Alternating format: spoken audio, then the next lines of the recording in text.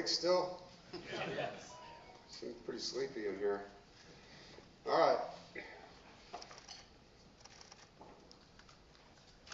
Overall, very excited to be back at NC State, going into year 13, and with this group of guys, and to be a part of a program that's done a lot of great things, and a very humble and hungry group of guys that are ready to earn where we stand in college football this year.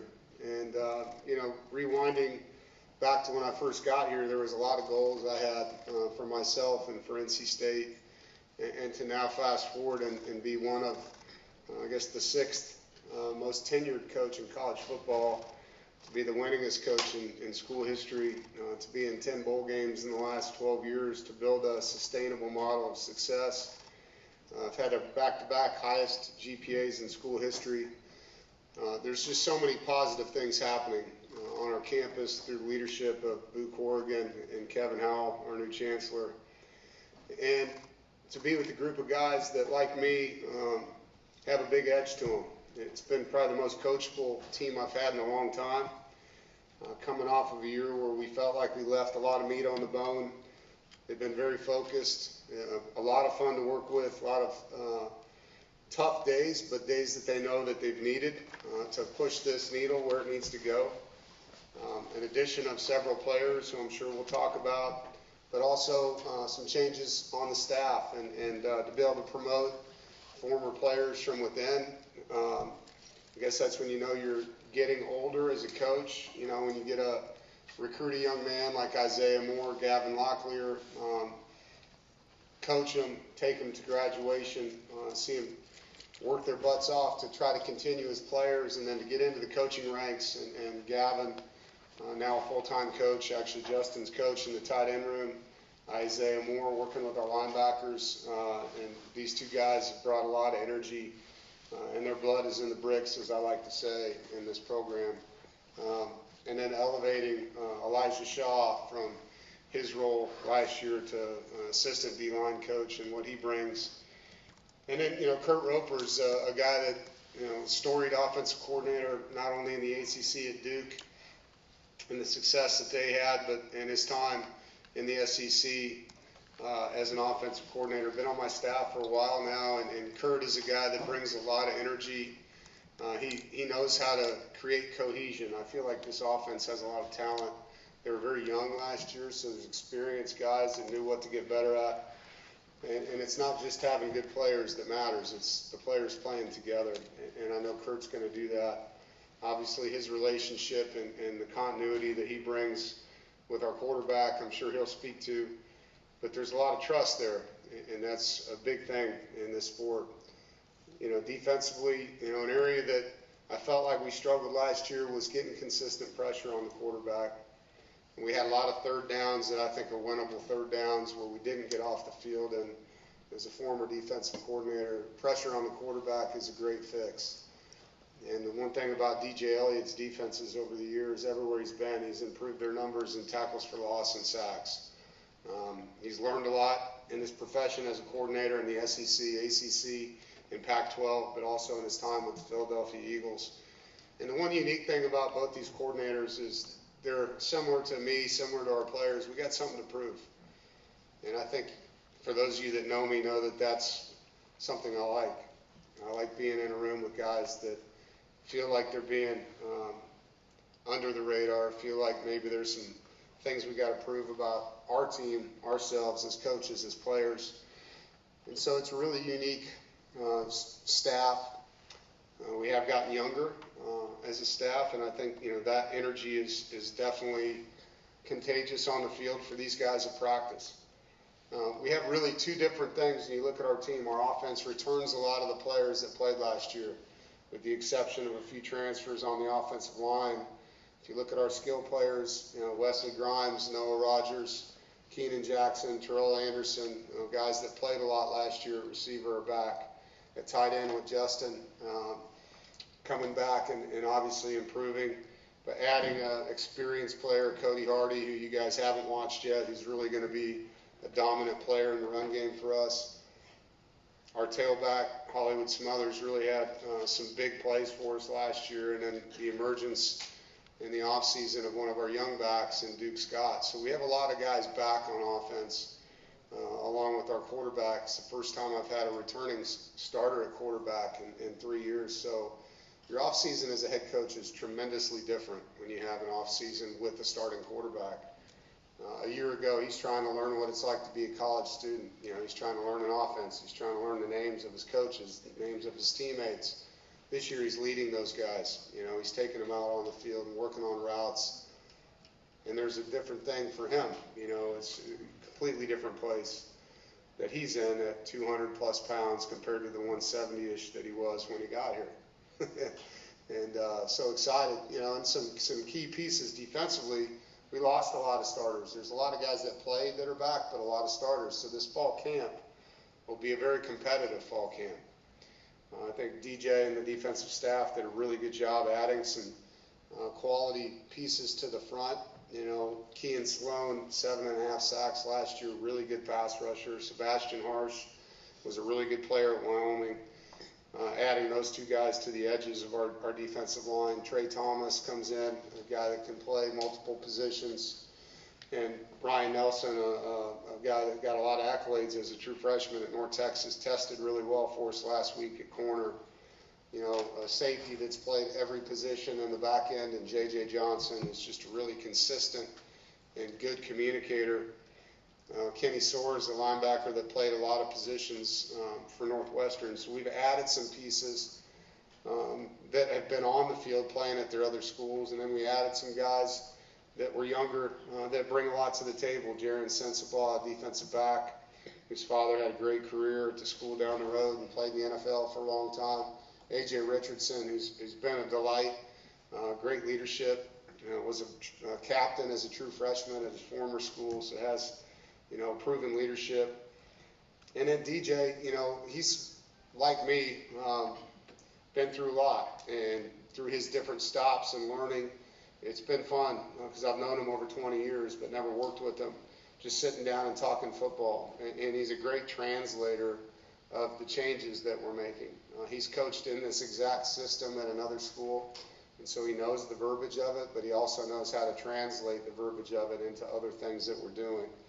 We return all of our specialists, so it's nice to have, returning experience and proven guys as punter, snapper, kicker, and look forward to seeing what Jonathan Paylor and Hollywood Smothers and some of these guys can do as our returners this season.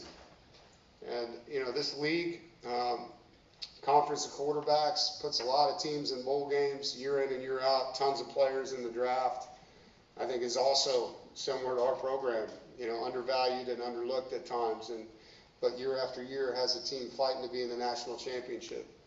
And so proud to be a competitive member of the ACC and look forward to chasing our dreams and goals.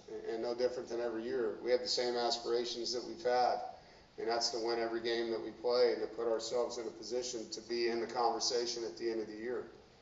And look forward to the opportunity starting Monday with these guys to show that we're ready to do that. I'll open it up for any questions. Coach, thank you. We'll take your first one right in front of you to the left, front row.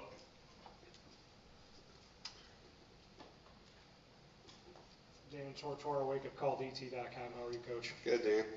To go off of what you were speaking on here and what you've done, 13 years, year 13 at NC State, we don't see that. It's atypical for coaches to be around that long. So just what you can say about why NC State and why build this program for the length of time you have. And then secondly, to go off of your comments on the ACC, if you feel like this is a multi-bid college football playoff caliber conference. Yeah.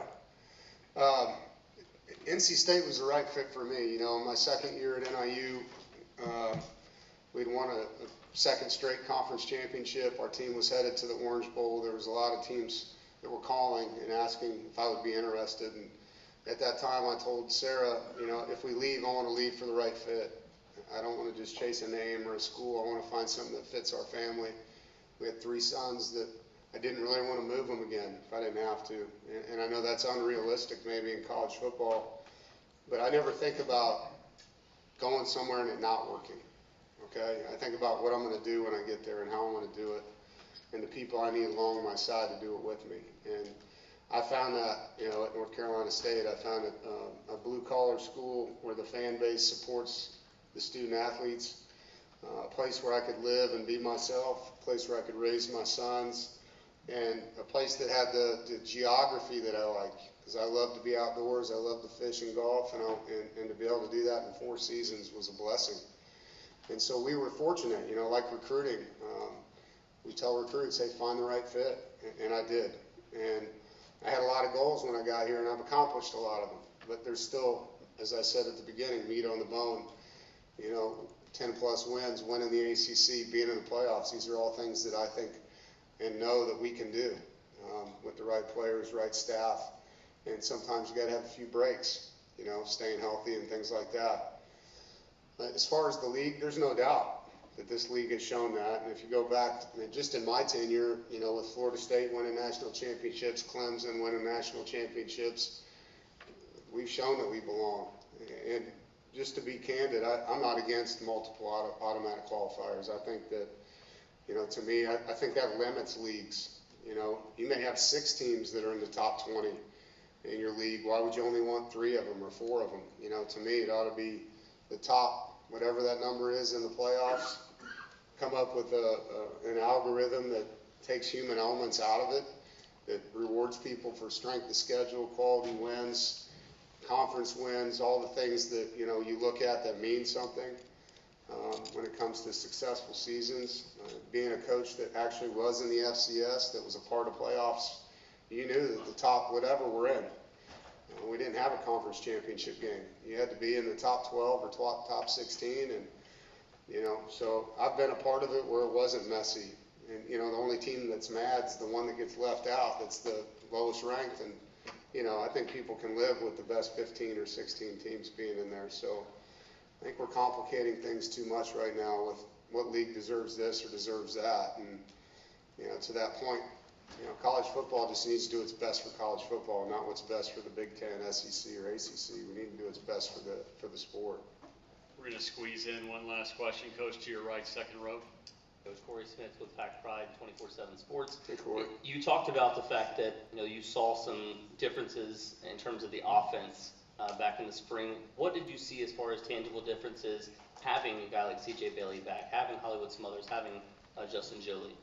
When you have returning players, they can build on previous experiences, and you can as a coach. Like I can point out to those 3 players the areas that they did well and the areas they need to focus on to be better, and then you can see their focus on those areas and help them get to those points where they're improving. And that's, as you know, one of the things we pride ourselves on is being a developmental program, helping guys become better than they were. So when you have a returning player, you're allowed that opportunity. And I think that's one of the things that gets lost in the sauce of transferring. When guys leave, sometimes their development goes down. They may be going to a worse strength program and not know that. They may be going to a position coach that's not a developmental coach. He only coaches the guys that are going to play on game day, you know, and it's the opposite. We want to develop every player in our locker room. We don't care if you're a walk-on, if you're a starter, you're a backup. Our job is to help them get better. That's how we do things at NC State. And so those guys were diligent about being better. And it's not just as players, being better as people, being better as leaders, being better in your weak areas, you know. And so it's nice to be able to do that. In regard to changes in the offense, you know, I mean, when you watch offensive football on tape, taking play calling out of it and taking names of plays out of it, a lot of plays are the same, you know, same formations, same plays when you watch all teams. I mean, everybody in some ways run an inside zone, outside zone, counter. You have same route trees. It's how you package it so that within the game you can make adjustments and call plays the way you need to based on how you're being defended. And that's the one thing I like about the things Kurt's changed. You know, our offense is similar in some ways, and in some ways it's very different in that he can manipulate things quickly with the verbiage that he's changed. Coach, thank you. You can switch spots with Thank CJ. you guys. Go Pack. CJ.